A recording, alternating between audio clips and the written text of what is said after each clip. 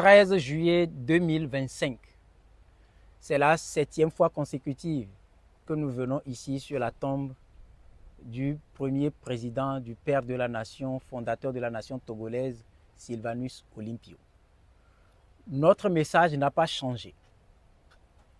Nous continuons d'implorer toutes les divinités qui ont contribué à arracher l'indépendance que le Togo a célébrée le 27 avril 1960, mais qui est restée symphonie inachevée. Et depuis son assassinat, le peuple togolais est resté orphelin. Le peuple togolais subit la dictature. Le peuple togolais est opprimé.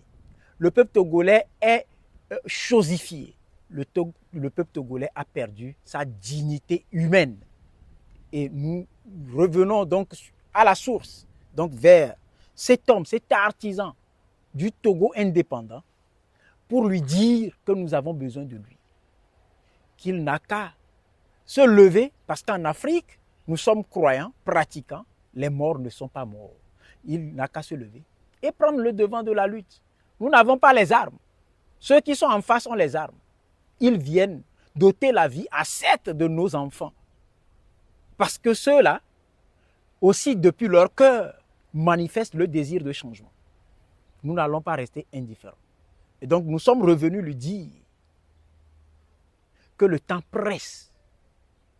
Il n'a qu'à agir pour que l'indépendance qu'il a arrachée de haute lutte et le Togo, pays hors de l'humanité qu'il a rêvé et pour lequel sa vie a été ôtée, pour qu'on puisse lui rendre hommage véritablement et de façon méritée, il faut que ce pourquoi il a perdu la vie soit restauré.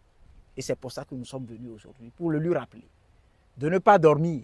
Et nous savons qu'il est en train d'agir.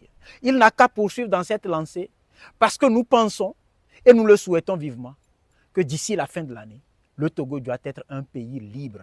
Le peuple togolais doit être un peuple libre, souverain, indépendant, totalement affranchi de tout ce qui est souvenir désastreux connu. C'est le message que nous sommes livrés à notre grand-père sur sa tombe. Et nous sommes, comme je l'ai dit, étant croyants pratiquants, convaincus que ce rendez-vous ne sera pas raté. C'est une occasion ultime et nous en profitons pour lancer un appel au peuple togolais à ne pas perdre l'espoir, à surtout éviter de déchirer la viande de son totem avec ses dents. J'appelle la jeunesse togolaise à reconnaître sa valeur et à dire non à l'achat de conscience. Les t-shirts se vendent à Hijranawe, 100 francs, 200. Nous avons la chance.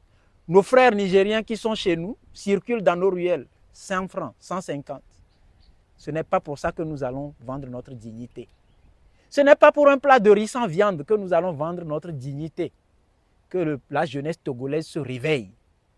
Et que nos mamans, nos femmes, nos sœurs, dans les